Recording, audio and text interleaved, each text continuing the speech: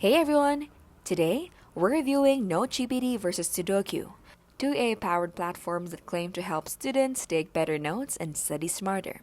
NoteGPT is designed to automatically generate structured notes from lectures, readings, and online resources. It's clean, quick, and organizes ideas in bullet points or summaries.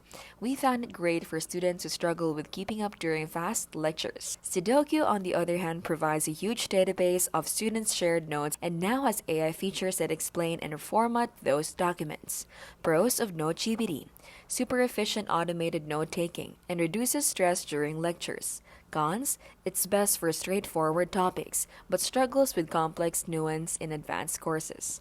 Pros of Studocu: thousands of real student notes. AI can clarify and reframe uploaded docs and very research-rich. Cons: quality depends on what other students uploaded, and it can feel overwhelming. In short, NoteGPT is the better choice if you want structured, AI-generated notes fast, while Studocu is better if you want access to a wide pool of resources with explanations. This has been how to literally keep things smart and simple and scam-free.